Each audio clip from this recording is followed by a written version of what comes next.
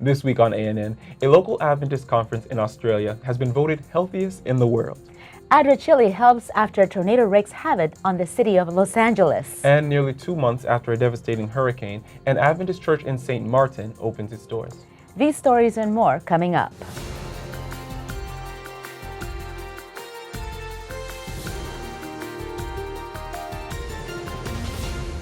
Thank you so much for joining us this week.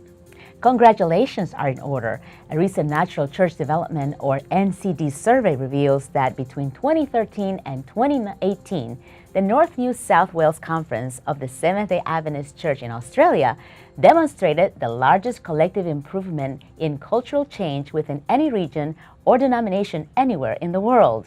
Natural Church Development is an international, non-denominational organization that distributes surveys to measure growth in Christian churches globally. NCD encourages all participants to conduct the survey annually, or at a minimum every 2 years, to assess 8 primary criteria: empowering leadership, gift-based ministry, passionate spirituality, effective structures, inspiring worship services, holistic small groups, need-oriented evangelism, and loving relationships. Over the past 5 years, respondents in North New South Wales reported significantly increased satisfaction in all areas. Wonderful. Natural Church Development Australian Director and NCD International Co-Director Adam Johnston says that there has been an unquestionable level of healthy cultural change across the NNSW conference. The regional growth can be attributed to their intentional NCD strategy, which has been in place for over 10 years and the subject of continual prayer and persistence. Johnston has encouraged the NNSW conference that the same level of progress can be achieved over the next 5 years if the church maintains its current momentum. South Central Chile residents were devastated in the wake of a tornado that swept through Los Angeles, followed by a waterspout near Talcahuano and Concepcion. Nearly 600 homes were affected. The Adventist Church in the region immediately rallied to action through the Adventist Development and Relief Agency known as ADRA in Chile. Several volunteers from the Biobío region, including young people who participate in the 1 Year in Mission project, accepted the challenge to help those who have been affected. For its part, the provincial government of Concepcion thanked ADRA Chile, who were the first volunteers certified to arrive in the area. Governor of the region, Robert Contreras, thanked ADRA for its work, saying, "We appreciate the work that ADRA is doing here in Talcahuano, the work that is communicating directly with the municipality in order to raise aid to people who have suffered the catastrophe we have had, and that eventually we can get out of this emergency quickly." In addition, ADRA Chile collaborated with the National Emergency Office of the Ministry of the Interior in the survey of aerial and land photogrammetric information in the city of Talcahuano.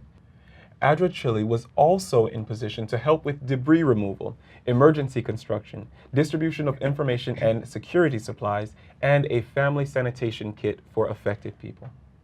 21 months after the Ephesus Adventist Church on St. Maarten was destroyed by Category 5 Hurricane Irma, the church opened its doors to members and friends for a special celebration earlier this month. More than 300 members were seated in the newly refurbished church building for the rededication service, which was led by Desmond James, president of the Adventist Church in the North Caribbean. President of the Caribbean Union Conference, Kern Tobias, also addressed the membership and encouraged them to let the edifice bring praise to God because of what they accomplished came through him. On September 4, 2017, Hurricane Irma caused widespread destruction on St. Maarten, and as members sifted through the rubble of what was once their church, they struggled with a sense of hopelessness. After the storm, members worshipped at Phillipsburg Adventist Church, located 2 miles away, which sustained minimal damage. Organized in 1993, the Ephesus Adventist Church grew out of an evangelistic campaign held by the evangelist Roosevelt Daniels. The church was dedicated on October 28, 2001 by John Josiah, a former president of the North Caribbean Conference of the Seventh-day Adventist Church. To learn more about the Seventh-day Adventist Church in St. Maarten and other islands comprising the North Caribbean Conference, visit northcaribbeanconference.org. An Adventist doctor from Sydney, Australia, is at the forefront of a revolutionary treatment that could potentially cure cancer. In an interview with Australian current affairs program 60 Minutes, Dr. Ken Micklethwaite from the Westmead Institute said he and his team have been working with modified immune cells called CAR T cells, which could help cure blood cancer. In regular circumstances, our immune system cannot distinguish cancer cells from regular cells. However, these modified CAR T cells can. The CAR T cell treatment has been approved by the Food and Drug Administration in the United States and has a 70 to 80% success rate. It's expensive, however, at approximately $500,000 per treatment. Dr. Micklethwaite's research reduces this cost significantly. He stresses that the team is still in the early phases of the research. A member of the Seventh-day Adventist Church, Dr. Micklethwaite is excited about the ramifications of this revolutionary discovery. After performing an entertaining pre-warming, more than 600 people participated in the second family run organized by the Adventist School of Copiapó in Chile in order to promote physical activity in the community. The run was included in the list of annual events scheduled by the school because the Adventist Church believes exercise plays an important role in health. While the participants completed the 2-mile run, the school held seminars to promote the 8 natural remedies for healthy living: water, rest, physical exercise, sunlight, clean air, healthy food, temperance, and trust in God. At the end of the run, the first place winner was awarded. In addition, recognition was given to the oldest participant and the smallest and the largest family. We expect the Adventist College of Copiapó will continue to motivate people to exercise for a longer and healthier life. Coming up, a festival in St. Petersburg brings a community together. But up next, a new book from the United Kingdom aims to bring joy to children.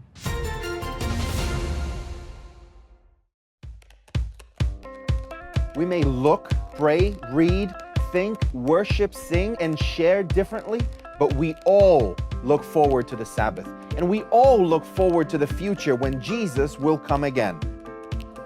With this message in mind, we arrived at a core component for a new identity system: the creation grid, a simple 7-column structure for layout. The grid is a reference both to the prophetic timeline as well as to the creation week that culminated in the 7th-day Sabbath. Regardless of what or where you are designing, you can always find information to help you communicate that we are all Seventh-day Adventists.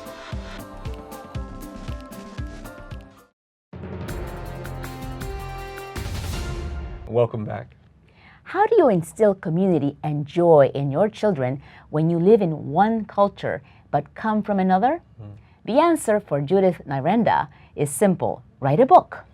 Judith is from Malawi, but has lived in the United Kingdom since she was 19 years old. She originally studied at the Newbold College of Higher Education before diversifying her career path, including being the mother of 3 children.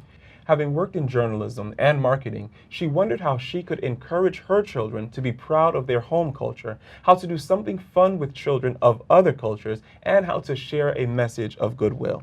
The result is Happy Birthday, Vanna, a bilingual children's book celebrating her daughter's 5th birthday in both the English language and the Chichewa languages.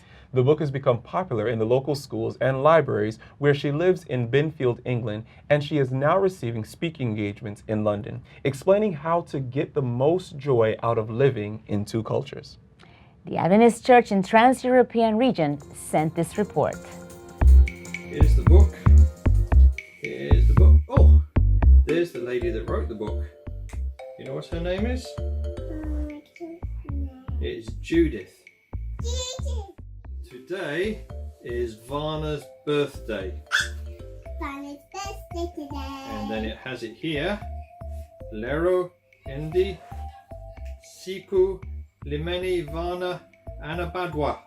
That's a funny baby. You like Anabadwa? Yeah. Yeah, it is funny, isn't it?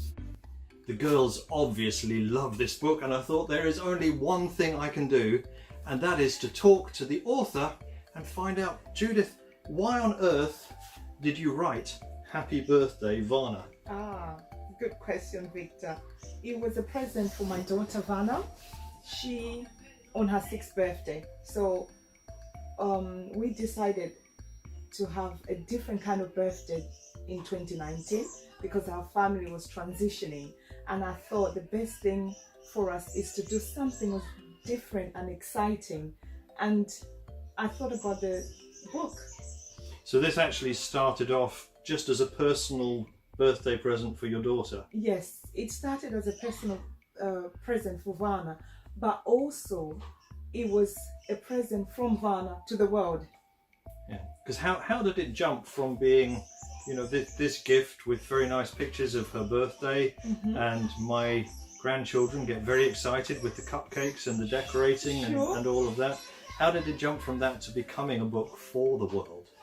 I see. I think the book, everyone can relate to the book and what it stands for, and the book is inviting, as you can see on the cover, but also everyone has a birthday, so that's a point where people start to talk about themselves and it ignites feelings about themselves, happy feelings.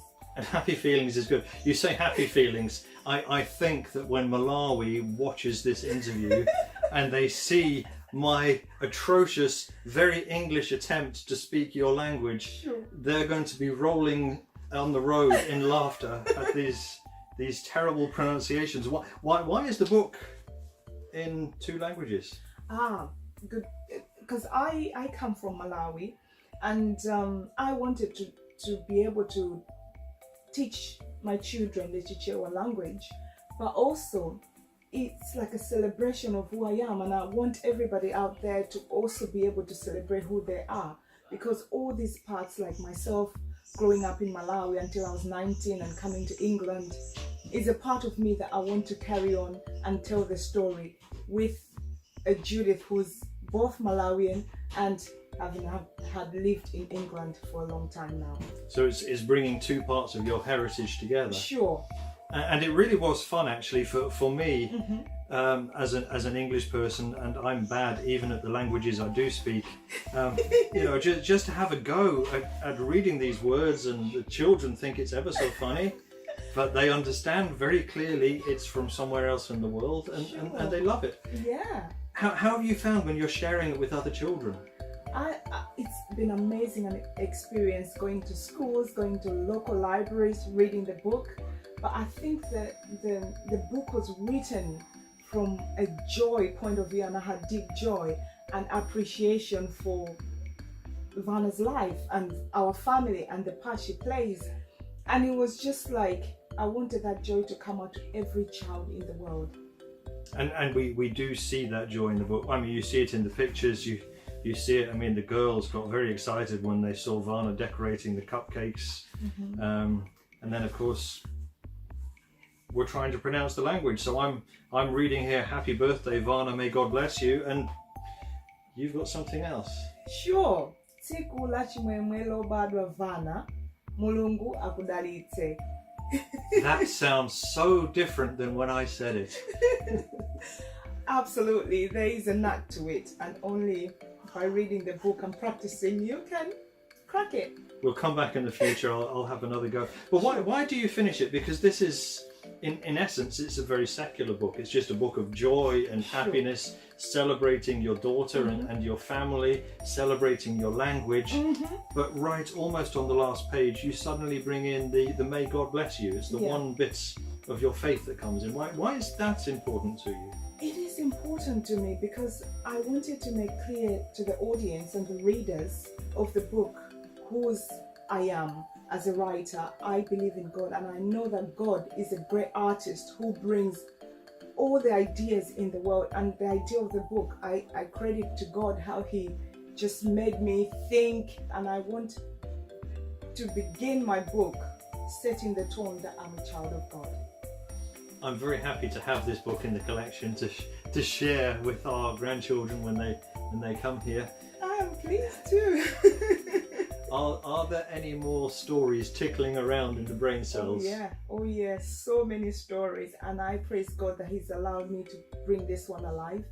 And who knows what God is going to do, but I just know that God is going to do great things. And I want to encourage the audience, whoever wants to write or have the idea burning in their heart to write, just do it. Just write.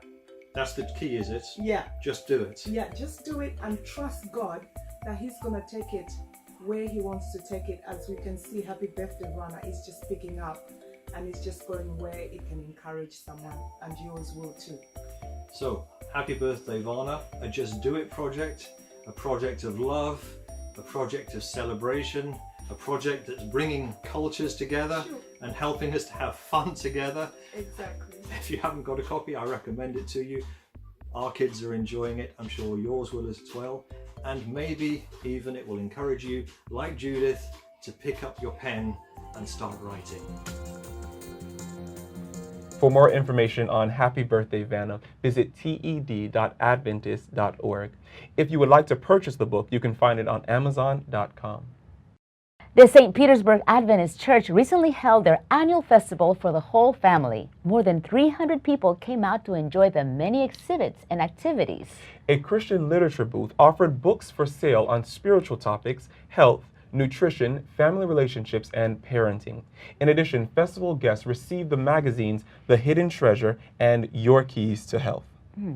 This year, adults and children could make wooden crafts. Every master class participant received paint, wooden planks, glue and varnishes, and all the necessary components to create beautiful crafts. At a special science camp exhibit, experiment lovers were able to enjoy various demonstrations from the world of chemistry, physics, biology, and crystallography. A rope trail and climbing wall was organized so the more adventurous participants could compete in climbing skills and ability. An adult health fair also featured principles of a healthy lifestyle with a variety of delicious food and a way for them to sample them. Music lovers enjoyed musical performances organized on the summer stage. In the evening, a charity concert of sacred music was held, raising funds to restore schools for children in Syria. This event has become a tradition for the St. Petersburg Adventist Church and highlights how important family values and caring for loved ones is to the church. Coming up, Victoria Turrentine is here to talk to us about social media. But up next, Adventist Mission shares a story that reminds us that God always has a plan for our lives.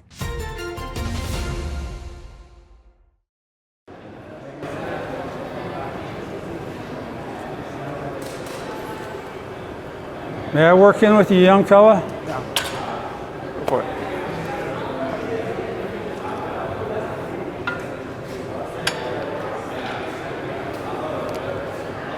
That's the way you do it. Gotta put a little weight on it. Well, I'll put it back up here for you.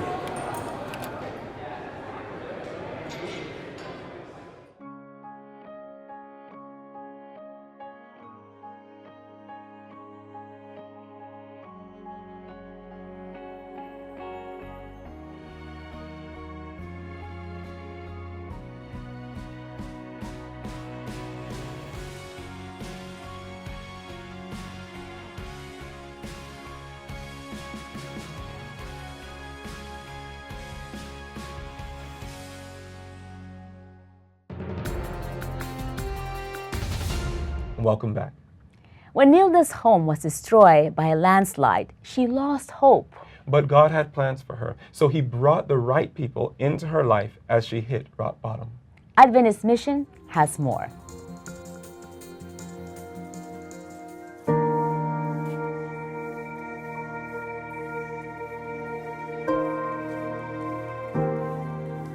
Each time Nilda goes home, she's reminded of God's grace. It was just a few short years ago that her home in Salvador, Brazil was destroyed by a landslide caused by heavy rain. This wasn't the first time her world fell apart. When Nilda gave birth to her son, Nathan, her husband left her. Nathan was born with autism and cerebral palsy, making it difficult to nurture him as a single mother.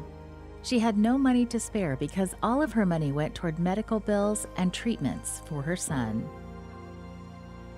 After the landslide, Nilda had no money to rebuild her home.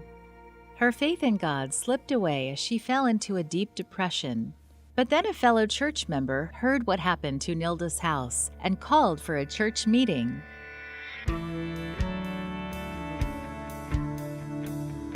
The local Adventist Church banded together and completely rebuilt Nilda's house. They even reconstructed it to a higher standard than before to protect against flooding and landslides. They also added a second level to ensure there would always be a dry living area for Nilda and Nathan. Nilda sometimes visits the lower level where she and Nathan had lived before. This space reminds her of the rainy nights she didn't sleep, hauling buckets of water out of the rooms. Sometimes the water would flood high enough to reach her knees. The furniture was destroyed over and over again, but Nilda's greatest concern was for Nathan to get a good night's sleep. She remembers carrying Nathan up these stairs every time they needed to leave the house for his treatment or simply to buy food. It was a time when Nilda's hope was slipping, but her Adventist neighbor's compassion gave her hope again. I saw the Lord moving in our lives as He had compassion on me and my son. I saw that they did what God teaches, which is to love your neighbors. Today, if I see a person in need, I will take the time to help them as well.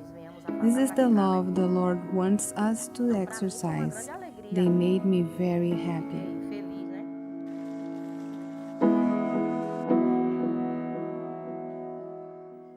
Today, Nilda's house proudly displays a sign that says, Builders of Hope, a project of the Seventh-day Adventist Church. The community was so touched by the generosity of the Adventist Church that they began visiting her and asking questions about it. The church members not only rebuilt Nilda's home, God also used them to rebuild her faith. I open my doors to everyone. My house is a house of prayer for everyone in the community. The people come here to worship and sing. The things that were done in my life, I try to pass on to others. The love and compassion we need to have for one another. Nilda is passionate about spreading the gospel. She's the leader of a small group that meets in her home every Friday night. Through this small group, many of her neighbors have given their hearts to Jesus. I just want to thank God for what He has done in my life and in the lives of my children. May God keep using me each day through His Holy Spirit that I may be a light and a living example to show people that Jesus is coming soon. This quarter, a portion of your 13 Sabbath offering will help construct a church and urban center of influence in Salvador, where Nilda lives. It will also help another project in Brazil and 2 projects in Peru. Please pray for these projects as God uses faithful church members to touch the lives of people throughout South America. Thanks for supporting Mission.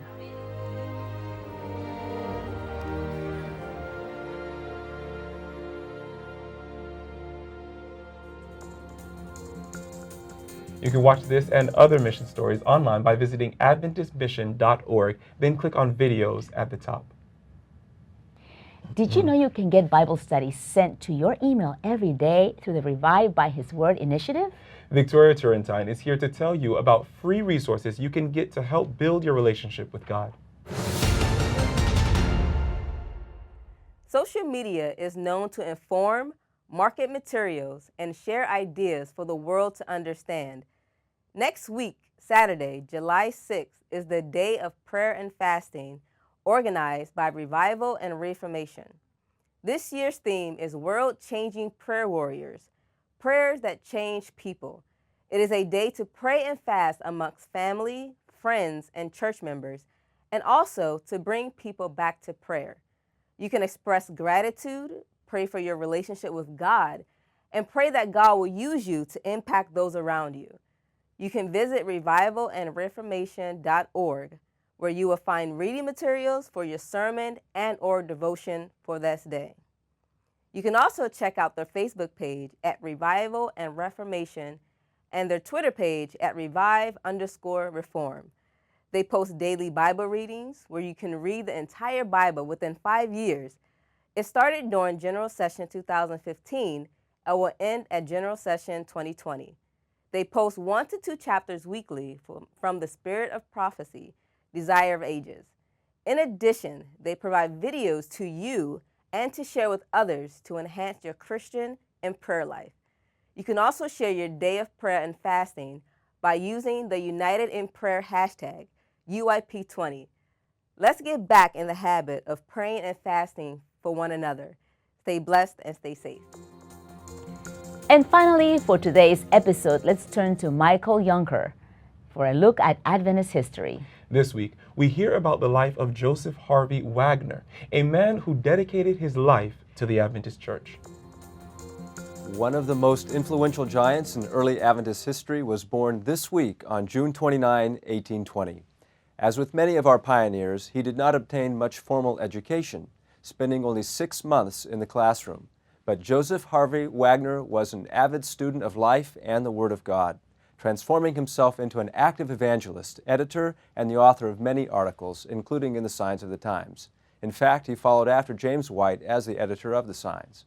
Studying his way into the truth of the Sabbath in 1852, Wagner's interests evolved to span many areas of importance for the new Seventh-day Adventist Church. For example, in 1885, Wagner penned most of the articles in the first issue of the American Sentinel, which would focus on church-state relations. J.H. Wagner left a legacy of more than just theological writings, however, as he also was the father of Elliot J. Wagner, who, along with his friend Alonzo T. Jones, would more clearly introduce the theme of righteousness by faith into the church in 1888. Both Elliot and Alonzo were influenced by Elliot's father, Joseph. From speaking at the first Seventh-day Adventist camp meeting in Wright, Michigan in 1868, Joseph's passion for the truth later took him to Europe, where in 1886 he was the editor of the chief editor of the German and French periodicals, and where he was also present at the first Seventh-day Adventist camp meeting in Europe in the town of Moss, Norway. Finished the last year of his life in 1889, his book From Eden to Eden, a historic and prophetic study, remains a clear presentation of the Adventist perspective on humanity's origin and destiny. Joseph Harvey Wagner was born on June 29, 1820, and that's your insight into this week in Adventist history. Thanks for watching ANN. Join us next week for more news from the headquarters of the Seventh-day Adventist Church. We love to hear from you, so send us your feedback and tell us how your church is making a difference in its community. Be sure to capture plenty of video footage and photos, then write up a summary of the event's important details. And feel free to send full video reports as well. You can reach us by sending an email to annvideo11@gmail.com. Before we say goodbye, here's some good news from the book of Job, chapter 19, verse 25. The passage says, "As for me, I know that my Redeemer lives, and that at the last day he will stand upon the earth." That's our program for this week. And remember, you can always visit news.adventist.org for daily news and videos. Until next time, God bless. Take care.